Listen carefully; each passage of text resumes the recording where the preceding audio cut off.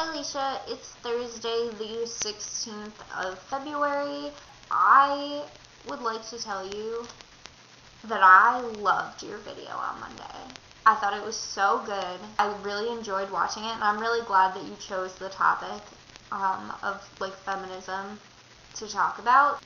I have never seen a performance of the vagina monologues. I hope that yours went so well, and I would love to hear about it next week if you are not opposed to continuing this theme into next week. I don't know if we have the vagina monologues at Purchase. I'm going to go out on a limb and say that we do, because it's Purchase. I know for a fact that we had them at Rowan, and I have a good friend who's done them at Rowan for the last couple of years. I am one of those people who once kind of shied away from labeling myself as a feminist because of the negative connotations that go along with being a feminist. I consider myself a feminist because I consider myself a humanist. And I don't really see much of a difference.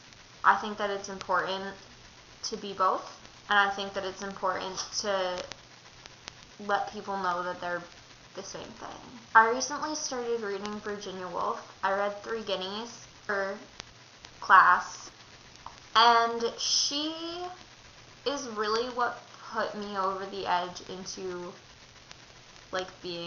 considering myself a full-blown feminist, because it wasn't until I read 3 Guineas that I stopped thinking of feminism in terms of the negative connotations and started thinking of feminism for what feminism really is.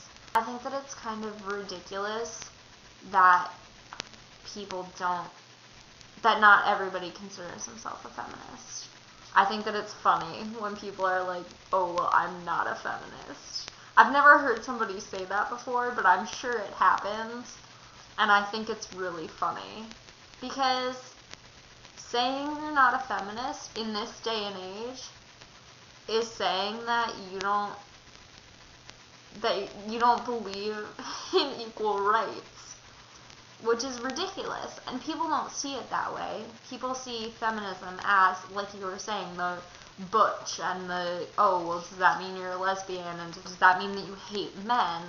No, I don't hate men, but I don't like the fact that there's any difference between men and women. The reasons that I love Virginia Woolf so much, and I suggest that you read her, is that she was angrier at women than she was at men. I'm just bitching at the patriarchal society.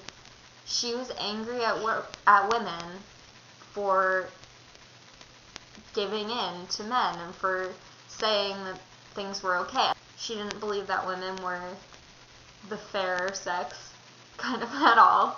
And she believed that it was all based on education. And if you raise your children to think that there's some difference between men and women, they're going to assume that and they're going to act accordingly.